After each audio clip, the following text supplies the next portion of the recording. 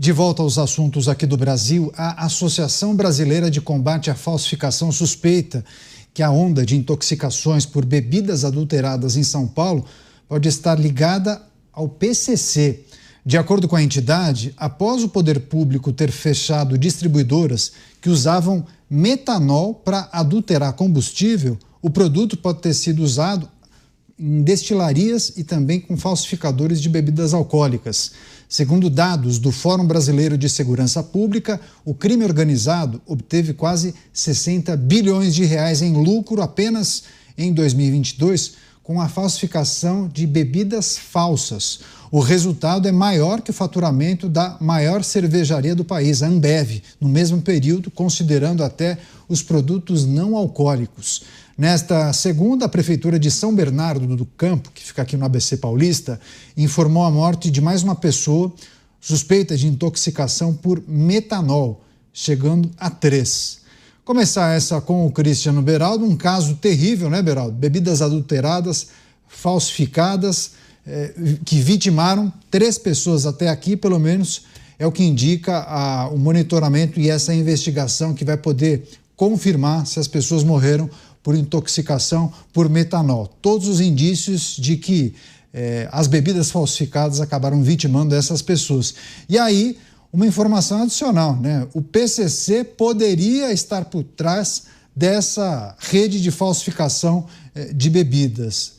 Beraldo, mais uma vez, o crime organizado em destaque e, nesse caso, nesse exemplo, pessoas que perderam a vida ingerindo bebidas falsificadas. Bom, naturalmente o Beraldo congelado, não olhou, não piscou os olhos. Daqui a pouco a gente fala com o Beraldo, então eu passo a pergunta para o Mota. Mais um caso que envolve a falsificação de produtos, nesse caso bebidas alcoólicas, e o terrível episódio em que 3 pessoas acabaram falecendo, perdendo a vida. Investigações e apontamentos indicam que o PCC, a facção criminosa, poderia estar por trás desse esquema de falsificação de bebidas. Mota. Esse é o Estado democrático de direito brasileiro, Canhato. O cidadão precisa ficar com o alerta ligado o tempo inteiro. Até quando ele decide beber para esquecer, o crime está ali presente. Beber metanol tem consequências graves, inclusive a cegueira, mas a complacência com o crime tem consequências ainda piores. Foi a cegueira ideológica que transformou o Brasil no paraíso do crime. A associação que monitora justamente esse tipo de atividade ilegal suspeita que a facção criminosa tenha repassado a substância, o metanol, para destilarias clandestinas ou que operam na ilegalidade e também pessoas que acabaram fraudando essas bebidas, vendendo como se fossem bebidas originais, né, bebidas de marca, e aí as pessoas ingeriram essas bebidas e 3 faleceram. A gente precisa aguardar a conclusão das investigações e também dos exames e de toda a perícia. Você, Diego, um caso que ganhou notoriedade, né, estampa a capa dos principais portais de notícias, episódios terríveis, e aí a indicação de que a facção criminosa poderia estar por trás desse esquema de falsificação de bebidas. É assustador, Canhato. Eu confesso que se eu não tivesse, enfim, empresa, se eu não tivesse família, se não fosse tão difícil pegar tudo, colocar na mala e ir embora desse país, eu certamente já estaria cogitando, porque toda semana nós precisamos repercutir um assunto diferente, sobre um aspecto diferente, um segmento diferente da sociedade, e no final das contas nós chegamos ao crime organizado. E aí entra naquele estado de coisas que nós normalizamos aqui no Brasil, mas que não poderiam jamais ser normalizadas. Eu fiquei estarrecido quando você disse há pouco que em um determinado ano o mercado de bebidas adulteradas controlado pelo crime organizado fatura mais do que uma empresa que gera emprego, que recolhe imposto, que, enfim, tem as suas atividades na legalidade, e tudo sempre nessa cifra de bilhão. São tantos bilhões de reais com fintech, são tantos bilhões de reais operando a adulteração de bebidas, mais tantos bilhões de reais do tráfico de drogas. Ou seja, nós temos multinacionais do crime, empresas poderosíssimas operando à margem da lei, operando na criminalidade, ditando o seu próprio ordenamento jurídico, fazendo suas próprias leis, formando seus advogados, seus juízes, promotores, policiais, enfim. A gente sempre fala aqui sobre o processo de narcoestatização. Ah, mas o Brasil caminha pouco a pouco para se tornar um narcoestado. Quando nós noticiamos repetidamente essas incursões do primeiro comando da capital e de outras facções criminosas em diversos mercados e aspectos da vida do brasileiro, eu me pergunto se nós já não somos um narco-estado e se nós só estamos aí adormecidos, se nós ainda não acordamos para a realidade. E aí nós assistimos o que nós estávamos repercutindo há pouco, né? A possibilidade de um conflito armado entre Estados Unidos e Venezuela em razão da presença das facções criminosas que operam na Venezuela e nos Estados Unidos. Ora, a situação aqui no Brasil está muito pior. Aqui nós temos declaradamente verdadeiros territórios onde nossa Constituição não é vigente. Nós temos uma das principais capitais do país, o Rio de Janeiro, que declaradamente, dado concreto, possui mais de 50% do seu território não sob custódia do Estado, mas sob custódia de facções criminosas e milícias. Então, o estado no qual nós nos encontramos, a profundidade com a qual o crime se entranhou nas estruturas da vida pública,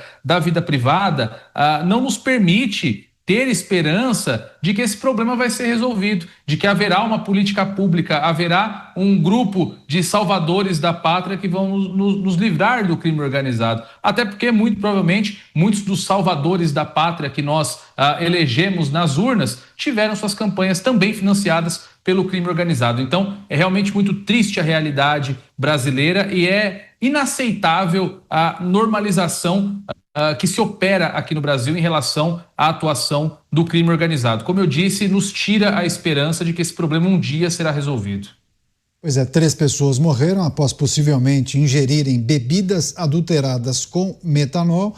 A indicação aponta que uma facção criminosa poderia estar por trás desse esquema de falsificação de bebidas. E aí tem um número que o Diego lembrou, que eu trouxe no início da notícia.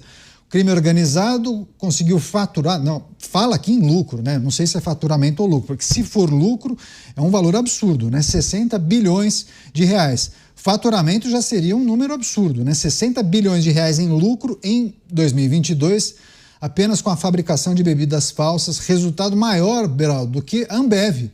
Poxa, a maior cervejaria do país, uma das maiores do mundo, dona de marcas como Skol, Antártica, enfim, muito populares. E aí é preciso considerar essa incursão, como disse o Diego, no mercado formal, né? Vendendo bebidas para discotecas, bares, como se fosse bebida original. E aí pessoas tomaram e 3 morreram, Beraldo. Pois é, Canhato, mas eu acho que esse número deve estar bem próximo da realidade, sim, porque não são só esse tipo de evento. Você pensar todo o universo que existe, que é dominado pelo crime organizado, os milhares de espaços que, apesar de estarem localizados no Brasil, não são geridos conforme a lei brasileira, e nesses espaços a bandidagem faz o que quer, eu não duvido que o número seja esse, não. Só a gente observar o que acontece com o cigarro. É estimado mais de 20 bilhões de reais por ano só de não pagamento de impostos em cima do cigarro contrabandeado. Então você vê o tamanho desses mercados de produtos adulterados, falsificados e contrabandeados. Pois bem, em relação ao metanol, Canhato, eu queria destacar um aspecto que é importante desse assunto. Uma coisa que essas organizações criminosas não são é burra. E elas sabem que o metanol ele é extremamente nocivo à saúde humana. Uma coisa é você usar o metanol para adulterar o etanol que vai no carro, que você abastece o carro, porque se você parar para pensar, você nunca vê o combustível que abastece seu carro. Você chega no posto de combustível, você para o seu carro, vem ali na bomba, vem o bico, entra dentro do tanque do carro, sai um líquido ali que você não sabe dizer o que é, e aí o seu ponteiro vai lá indicando o tanque cheio, e você paga, e o seu carro funciona. Com o metanol, o carro vai funcionar. Ele vai ter um problema de alteração de consumo, enfim, o motor não foi feito para funcionar com etanol, então o uso prolongado vai gerar consequências, mas a princípio o seu motor vai funcionar. Quando você olha para o uso de metanol, que não é produzido no Brasil, há se não me engano, até uma proibição de produção de metanol no Brasil. O metanol ele é utilizado sobretudo na indústria química, produção de o que você passa no piso de madeira, sinteco, por exemplo, e algumas outras coisas, mas esse metanol é importado e, em geral, quando ele é desviado para mistura no etanol. Quando você vê o metanol chegando na bebida, me parece que isso deve ter sido uma operação de alguém no meio do caminho que, por exemplo, é muito comum o motorista safado, né? Tem muito motorista bom, mas tem os motoristas safados que fazem entrega de combustível nos postos de combustível.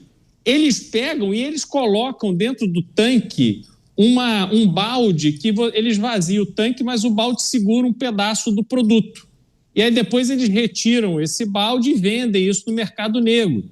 Como há também muita gente que fica perto das bases de carregamento, há uma garotada, isso é muito comum no Rio de Janeiro e outros locais, a garotada fica batendo nos bicos dos caminhões para ir pegando um gotejamento que tem ali de combustível, ele vai enchendo esses baldes ao longo do dia, depois ele vende no mercado negro.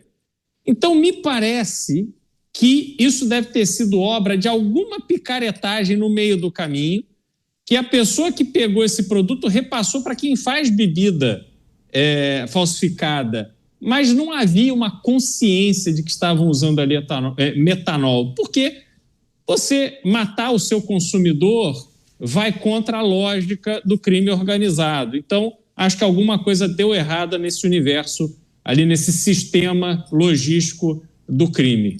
Não, muito interessante e importante, inclusive, essa reflexão do Beraldo, porque com certeza não é a intenção você acabar matando aqueles que poderiam consumir aquele produto que você falsifica nos próximos anos, né? Então a gente vai seguir acompanhando, naturalmente as investigações avançam, qualquer novidade a gente traz aqui na programação da Jovem Pan e discute com os nossos comentaristas.